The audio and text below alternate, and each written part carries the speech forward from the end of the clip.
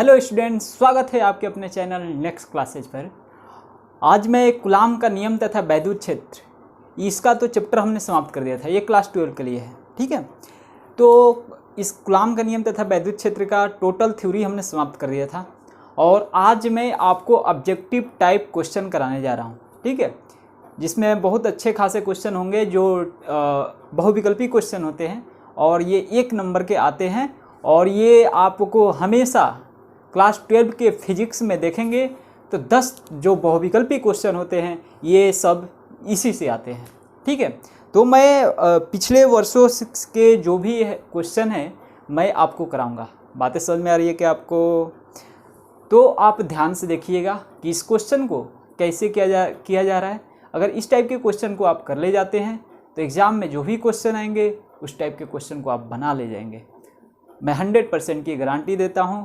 और ये भी आप बात समझ लीजिए कि क्लास 12 की जितनी भी हमने थ्योरी आपको पढ़ाई है वो थ्योरी आप याद कर लेंगे।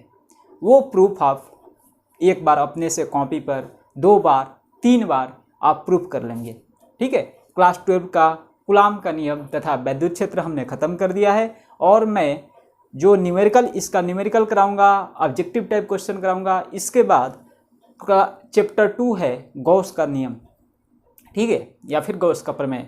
तो इसको भी मैं पढ़ाऊंगा, ये न्यूमेरिकल और ऑब्जेक्टिव टाइप क्वेश्चन कराने के बाद। तो मैं फर्स्ट क्वेश्चन ले रहा हूँ आपके ही प्रश्नावली से। ये नूतन पब्लिकेशन की है, कुमार मित्तल की है, नगीन प्रकाशन, कुमार मित्तल का बुक है फिजिक्स का। तो मैं इसमें फर्स्ट आपका क्वेश्चन ले रहा हूँ बहुविकल्पी। फर्स्ट क्वेश्चन ये रहा आपके बोर्ड पे। क्वेश्चन क्या है कि धन आवेशित वस्तु में है, धन आवेशित वस्तु में है। ऑप्शन ए न्यूट्रॉनों की अधिकता, बी इलेक्ट्रॉनों की अधिकता, सी इलेक्ट्रॉनों की कमी, डी प्रोटॉनों की कमी। तो आपने इसमें देख रखा है कि भाई मार्किंग तो लगी है, तो आपको पता चल गया होगा कि जो ऑप्शन जो सी है वो इलेक्ट्रॉनों की कमी सही है, ठीक है। आपको क्वेश्चन में मार्किंग नज़र आता होगा, सही का निशान। तो हर क्वेश्चन में मार्किंग का नज़र नहीं आएगा क्योंकि जो बुक हमने ली है और उसमें मार्किंग किया हुआ था, इसलिए मार्किंग नज़र आ रहा है। तो हर क्वेश्चन में मार्किंग नहीं है। तो चलिए, इलेक्ट्रॉनों की कमी क्यों होती है? धन आवेशित वस्तु में जो है इलेक्ट्रॉनों की कमी होती है, आप याद रखेंगे। और ऋण आवेशित वस्तु में जो है इलेक्ट्रॉनों की अधिकता होती है। ऋण आवेशित वस्तु में क्या होती है? इलेक्ट्रॉनों की अधिकता होती है। जहाँ पर मैं आपको समझा दे रहा हूँ कि Na+ में और Na- में किसमें इलेक्ट्रॉनों की अधिकता है? तो आप जाहिर सी बात है कि आप कहेंगे कि सोडियम में जो है इसमें इलेक्ट्रॉनों की अधिकता है। इन दोनों की तुलना करने पर इलेक्ट्रॉनों की अधिकता है और सोडियम प्लस में इलेक्ट्रॉनों की कमी है।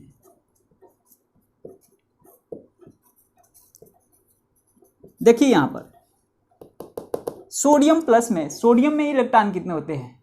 तो 11 होते हैं। और सोडियम प्लस हो गया तो वहाँ से 1 इलेक्ट्रॉन बाहर निकल गया, तो 10 इलेक्ट्रॉन हो गया। जबकि सोडियम माइनस में यहाँ पर देखा जाए इलेक्ट्रॉनों की संख्या तो 12 होगा।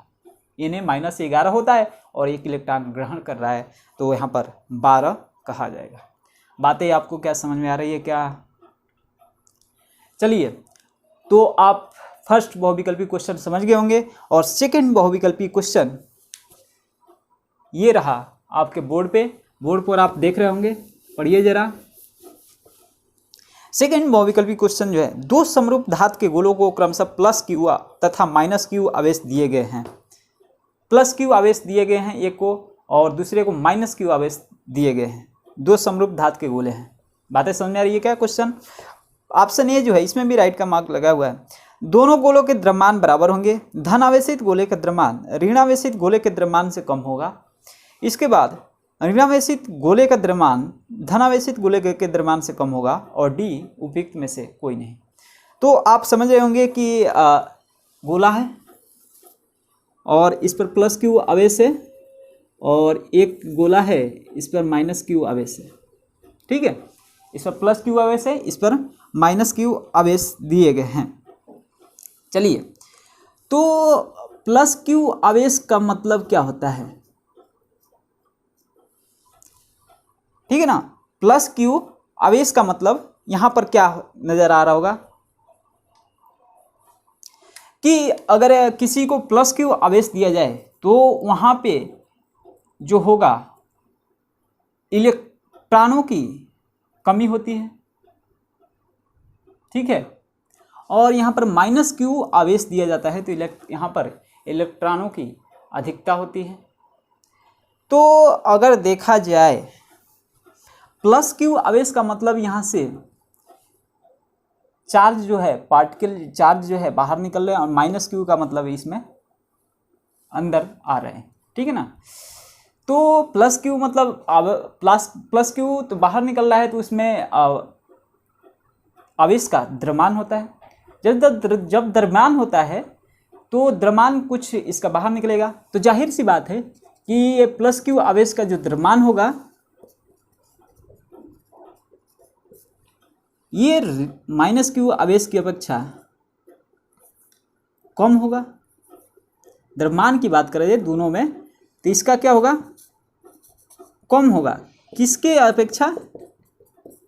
तो माइनस क्यू के अपेक्षा, माइनस क्यू आवेश वाले गोले की अपेक्षा।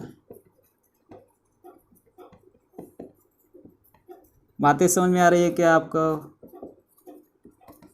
ठीक है, माइनस क्यू आवेश वाले गोले की अपेक्षा इसका जो द्रव्यमान होगा ये कम होगा, क्योंकि आवेश का द्रव्यमान होता है। यहाँ से प्लस क्यू बाहर चार्ज निकल रहा है यहाँ से। तो आप बातें समझ गए होंगे कि इसमें जाहिर सी बात है कि धनावेश गोले का द्रव्यमान जो होगा ऋणावेश गोले के द्रव्यमान से कम होगा। ये ऑप्शन राइट है आपका। चलिए, थर्ड नंबर क्वेश्चन की तरफ आगे बढ़ते हैं। ये यूपी उत्तर प्रदेश 2015 में आ चुका है ये क्वेश्चन। तो ये रहा थर्ड नंबर क्वेश्चन आपके बोर्ड पे। क्वेश्चन पढ़िए जरा। क्वेश्चन जो दे रखा है थर्ड नंबर, 8 कूलाम ऋणावेश में विद्यमान इलेक्ट्रॉनों की संख्या है। 8 कूलाम ऋणावेश में विद्यमान इलेक्ट्रॉनों की संख्या है। तो इसकी बातें करें तो हम जानते हैं, फार्मूला जानते हैं कि Q बराबर N होता है, और आवेश दिया गया है कितना, आवेश इक्वल टू 8 कूलाम। 8 कूलाम लिख लो, ठीक है। हम जानते हैं Q बराबर N होता है।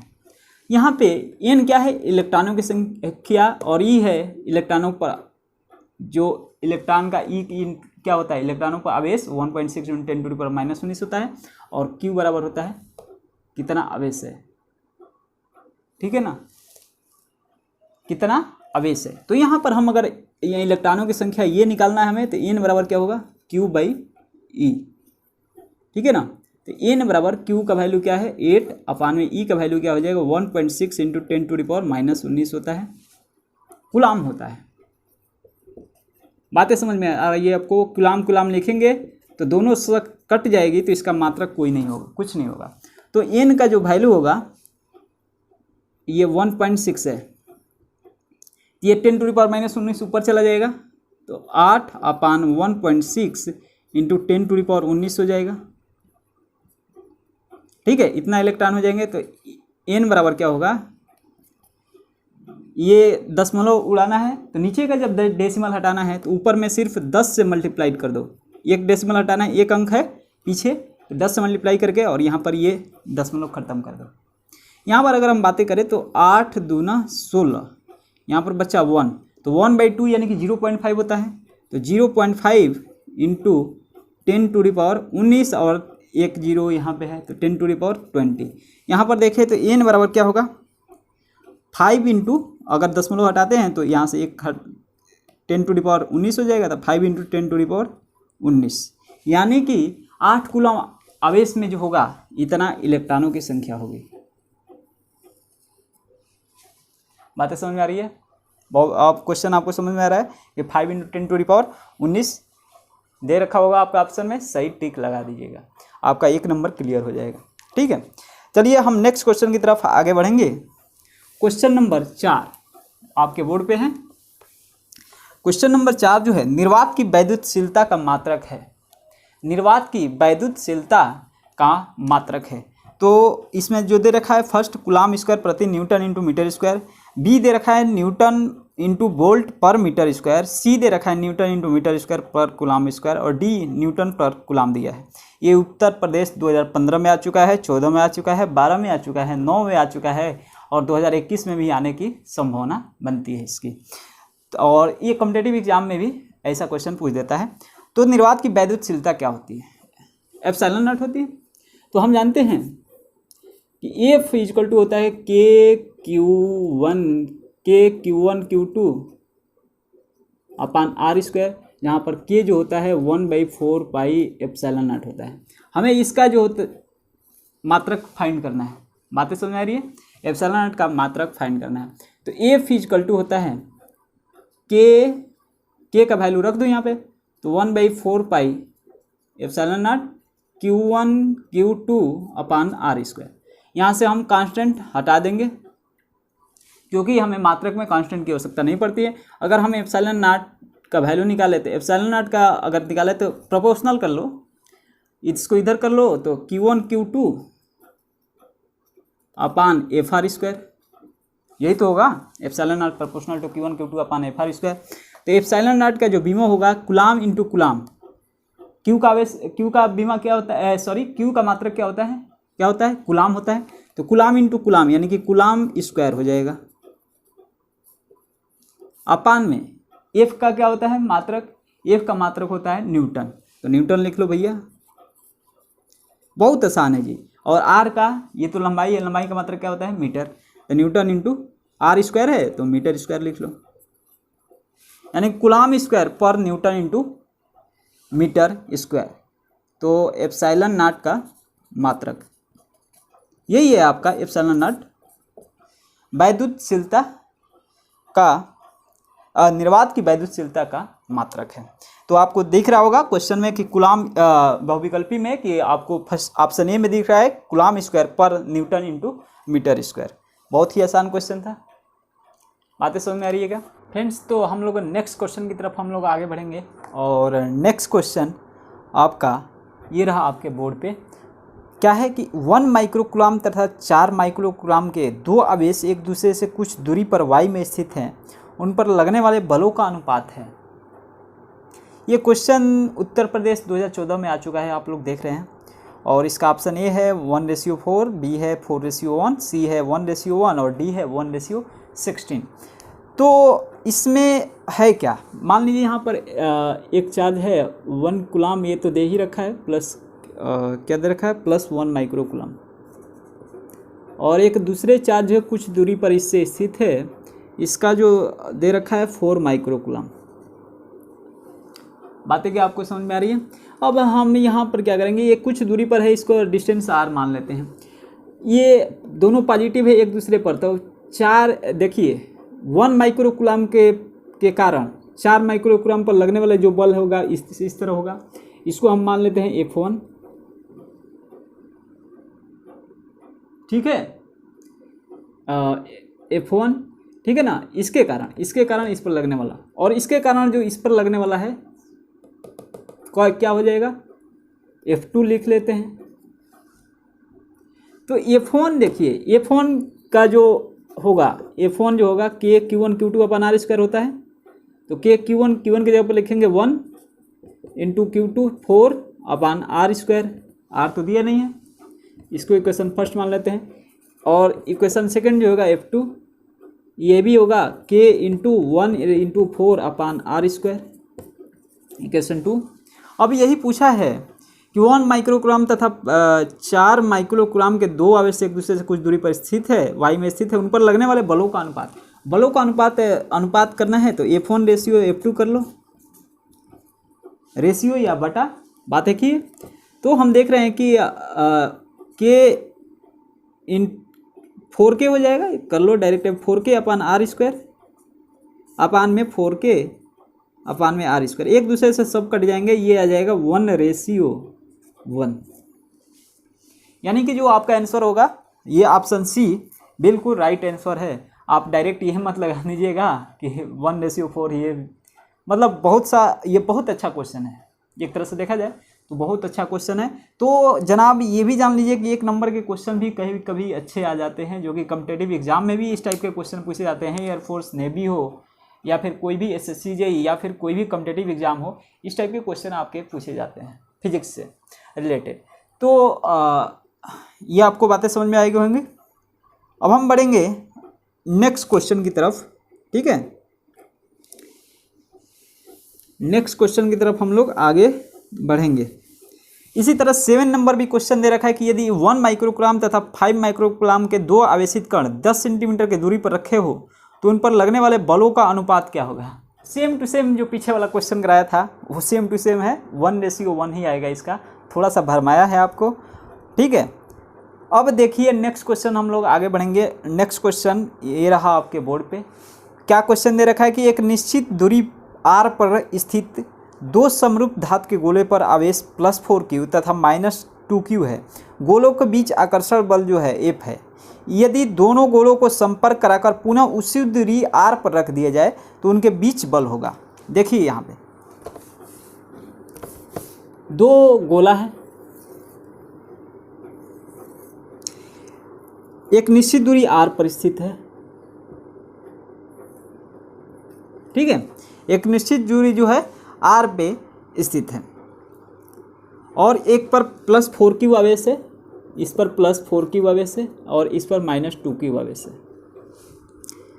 गोलों के बीच आकर्षण बल F है। यदि दोनों गोलों को स्पर्श करा दिया जाता है और पुनः उसी दूरी r पर रख दिया जाए तो उनके बीच बल होगा, तो पहले हम ऐसे बल निकाल लेते हैं कि इस तरह बल क्या आ रहा है। F = क्या होगा, KQ1 Q2/r² होता है। दैट सिंप्लाई K इंटू ये क्या होगा 8Q हो जाएगा। KQ1 Q2 4 दूने 8 माइनस लिख लो, -8 हो जाएगा ना, 2 कूलाम है, ये कूलाम है बाबा, तो 8 हो जाएगा -8 और ये नेगेटिव पॉइंट नहीं ले जाता है। ये बल जो होता है हमेशा पॉजिटिव होता है और नेगेटिव का मतलब यहाँ पर क्या होता है, नेगेटिव अगर पॉइंट आ जाता है, नेगेटिव आपका पीछे का आ जाता है तो इसका मतलब कि अट्रैक्ट कर रहे हैं, और पॉजिटिव यहाँ पर आ रहा है, पॉजिटिव मार्क आ रहा है तो इसका मतलब कि डिस्ट्रैक्ट कर रहा है, ठीक है, रिपोल कर रहे हैं। तो K/8/r² ये हो जाता है। बातें समझ आ रही है क्या।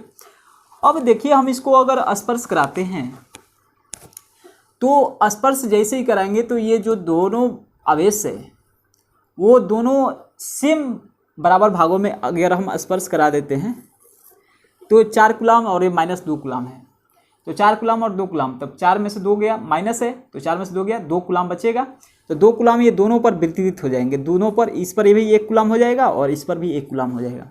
अब इसको फिर हम अलग अलग कर देते हैं, उतने ही दूरी पर ले जाकर रख देते हैं, r पे, ठीक है। तो इस पर 1 कूलाम तो है ही और इस पर भी 1 कूलाम है। अब देखिए यहाँ पे, अब इस पर देखिए, अब इस पर बल क्या होगा, ये था F1 हम मान लेते हैं, अब ये हो गया F2, इस पर बल क्या होगा KQ1 Q2/r², तो K इंटू 1/r², F2 हो गया इक्वेशन 2। अब देखिए यहाँ पे KQ1 Q2/r² हो गया। अब यही बल पूछा है आपसे, क्या बल पूछा है, यही बल आपसे पूछा है। अगर हम यहाँ से r² का वैल्यू निकाल लें, यहाँ से देखिए इक्वेशन फर्स्ट से हम r² का वैल्यू निकाल लेते हैं, तो r² बराबर क्या होगा, नेगेटिव वाला हटा दो, नेगेटिव मार्क यहाँ पे, नेगेटिव मार्क क्या दर्शाता है कि ये एक दूसरे को आकर्षित कर रहे हैं, तो अब नेगेटिव मार्क अगर हटा दिया जाए तो ये क्या हो जाएगा, r² बराबर क्या हो जाएगा 8/f1, हमने f1 माना है, उसमें f दे रखा है। चलिए r² = 8/f1, तो f2 का वैल्यू रख दो यहाँ पे, f1 का r² का वैल्यू रख दो यहाँ पे, तो ये 8/f1 है ना, 8 ये और k भी है आपका, k भी है, तो 8k/f1 है, तो f2 क्या है, k इंटू 1 है और अपान में r² का वैल्यू क्या है 8k/f1, 8k और अपान f1 है, k से k कैंसिल हो गया, इसको ऊपर चले के जाएगा तो F2 का जो वैल्यू होगा F1/8 हो जाएगा। यानी कि उसमें माना जो है बहुविकल्पी क्वेश्चन में क्या माना है, F1 को F माना है। तो ये जो बल होगा ये लास्ट में ये जब चिपका कर ये सटा कर का फिर इसको हटा दिया गया, सटो हटो सटो हटो, तो सटा करके और हटा दिया गया। तो ये जो आपका ये फोर्स आया ये कहीं पहले वाले जो फोर्स से पहले वाले जो अट्रैक्ट कर रहा था उस फोर्स से कहीं F1/8 के से बराबर है। तो यहाँ पर आप मार्क क्या लगाएंगे, F/8। आपको वैकल्पिक क्वेश्चन में दिख रहा होगा, बहुत ही आसान सा क्वेश्चन था। ये उत्तर प्रदेश 2015 में आ चुका है और आप देख रहे होंगे इस बोर्ड पे। बातें समझ में आ रही है क्या? तो फ्रेंड्स आज के बस लेक्चर में इतना ही, और मैं मिलूँगा। अगर देखिए, अगर आपको ये वीडियो अच्छी लग रही है, मतलब इस टाइप से अगर चाहते हो कि इस टाइप से आपको वीडियो मिले, तो बहुविकल्पी क्वेश्चन तो और बहुत सारे बनेंगे, लेकिन इसके बाद मैं न्यूमेरिकल क्वेश्चन लेकर आऊँगा और साथ में उसके बहुविकल्पी क्वेश्चन भी डाल दूँगा अगर उसी में अंदर, ठीक है। तो इस क्वेश्चन का न्यूमेरिकल और बहुविकल्पी इसमें लेके आऊँगा अगले लेक्चर में, और इसके बाद ये कूलाम का नियम तथा वैद्युत क्षेत्र द एंड हो जाएगा। बातें समझ आ रही है क्या? तो मैं इस लेक्चर के बाद तो वो लेके आऊँगा ही, एक लेक्चर और बनेगा इससे रिलेटेड, और इसके बाद कूलाम का नियम पढ़ाऊँगा। तो आप सारे जो चैप्टर में पढ़ा रहा हूँ इसको आप अच्छे से तैयार कर लीजिए, ठीक है। मैं बार बार बोल रहा हूँ कि अच्छे से तैयार कर लीजिए, ठीक है। और हमारी वीडियो पसंद आए हो तो कृपया लाइक ज़रूर कीजिएगा और कमेंट ज़रूर कीजिएगा कि मैं आपकी वीडियो पसंद आई है, ठीक है। बातें समझ में आ रही है क्या? और हमारे चैनल को शेयर कर दीजिए यार, ठीक है ना। अपने फ्रेंडों के साथ शेयर करें कि आपके दोस्त भी हमारे चैनल से जुड़े और अच्छा से अच्छा जो कंटेंट है वो ग्रहण करे और एक अच्छा मार्क्स ला सके एग्ज़ाम में, ठीक है ना। आप मेरा भी मार्क देखोगे तो अच्छा खासा है, फिजिक्स में है 90 मार्क्स है 10+2 में, और देखा जाए तो 10 में भी मेरा अच्छा मार्क है, साइंस में, मैथ में भी अच्छा मार्क है। तो मैं चाह रहा हूँ कि क्लास 12 का फिजिक्स इस साल मैं अच्छे तरीके से ख़त्म करूँ कि बच्चों को अच्छा ज्ञान मिल सके, ठीक है। तो फ्रेंड्स मिलते हैं अगले वीडियो में, तब तक के लिए धन्यवाद, जय हिंद।